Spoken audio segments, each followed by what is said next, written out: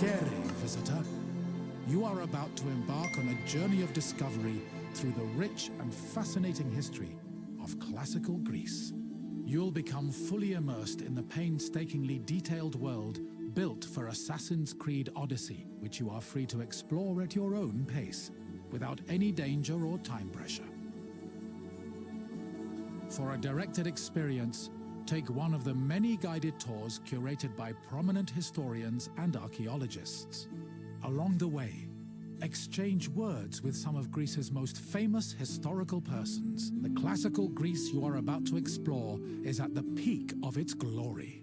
This period is synonymous with grand accomplishments of the physical and the mental. Architectural marvels which still stand today dot its landscape, while towering achievements in philosophy, political systems, and art still influence our modern society in profound ways. We hope you become engrossed in the dazzling riches of ancient Greece and welcome you to your visit.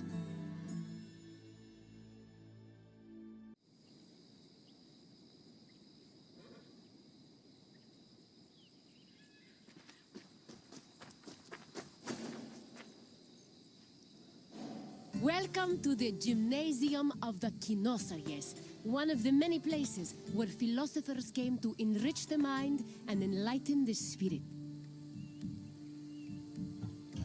There is no better setting for learning than in a quiet place far away from the commotion of the city. Education held a very important place in Greek society. The most prominent educators were philosophers, whose teachings ranged from everyday rituals to the makeup of the universe. Once your tour is complete, come find me, and we can discuss what you've learned. Farewell for now, wanderer.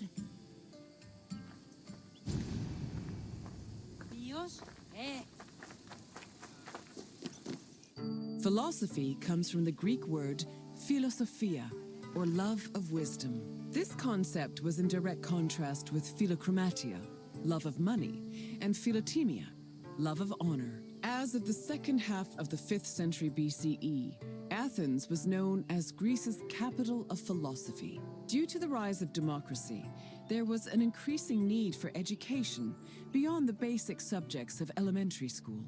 Athenian citizens needed to be able to participate in various functions of the democratic state, such as being elected for office, proposing new laws, engaging in military decisions, or simply defending their rights.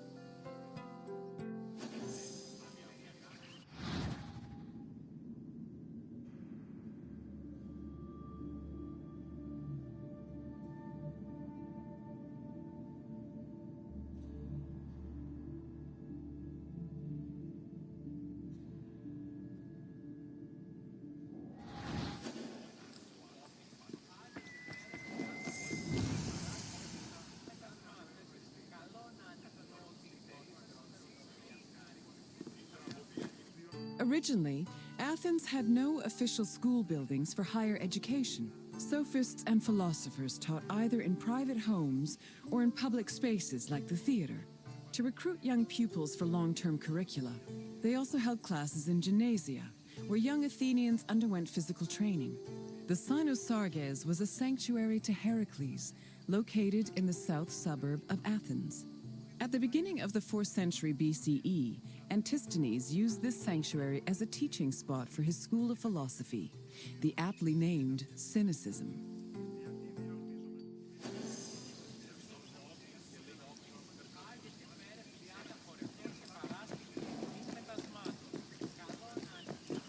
Any free citizen was allowed to involve themselves in the Athenian democratic process. However, to truly influence the flow of politics, their speech and rhetoric skills had to be impeccable.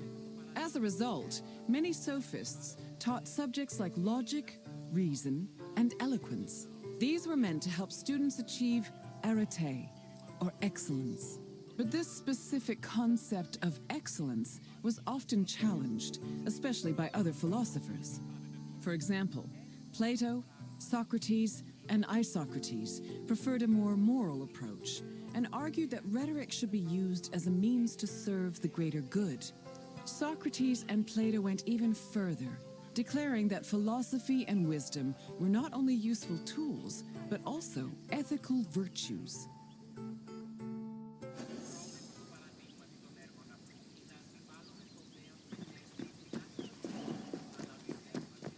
Ancient Greek philosophy was multidisciplinary in nature. In addition to wisdom and logic, philosophers also studied and taught math, geometry, music theory, and even medicine. For example, the philosopher Prodicus wrote a treatise called On Human Nature, where he outlined various explanations on human physiology. Philosophy's influence was also great enough to affect medicine. Hippocratic physicians were known to incorporate philosophical ideas into their work, and the treatise On Airs seems to be influenced by pre-Sokratic theories on air being the first principle of the universe.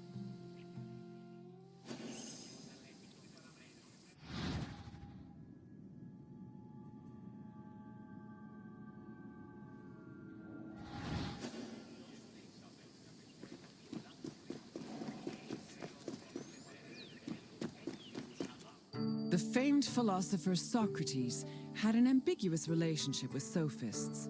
In Plato's dialogues, Socrates is portrayed as being in constant opposition with the famous Sophists of his time. Aristophanes' comedy, The Clouds, meanwhile, depicts Socrates as a sophist himself, constantly demanding payment for his teachings. Socrates was in fact very poor and made no money off his teachings. He also differed from the Sophists in that while they only taught aristocratic youths, Socrates taught everyone, regardless of station. Unfortunately, his controversial ideas and practices did not sit well with the city of Athens, and he was eventually tried for impiety.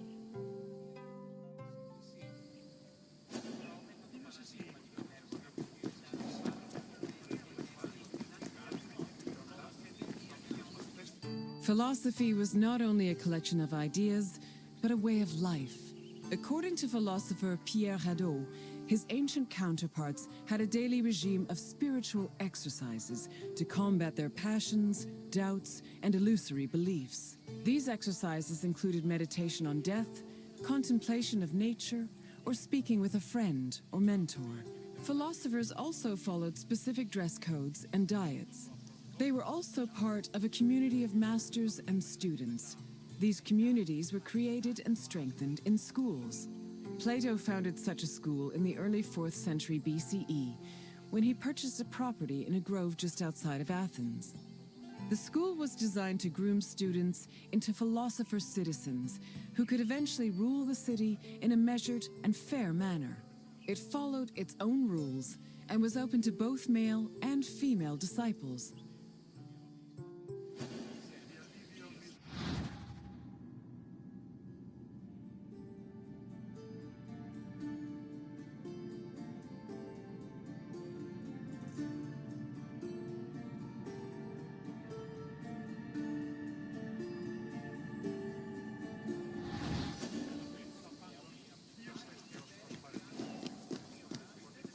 I can tell by the crease in your brow that you're already puzzling over the new things you've learned.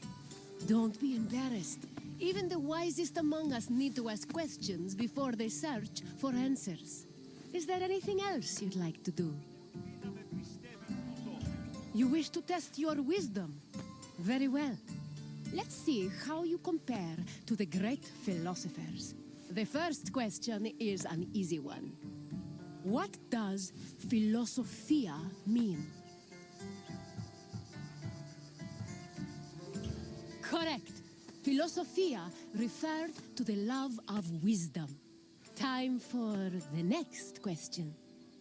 The Kynosarges was a sanctuary dedicated to which Greek hero? Correct. It was the mighty Heraklitos. Now, for the last question. Which play by Aristophanes portrayed Socrates as a sophist?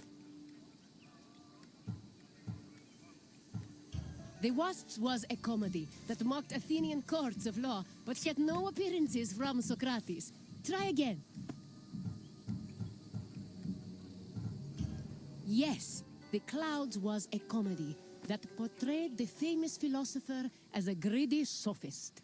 Plato even believed that this caricature contributed to his mentor's eventual trial and execution. Well done, wanderer. Even Socrates would be impressed by the depths of your wisdom. Very well, I'll take you there. Follow me.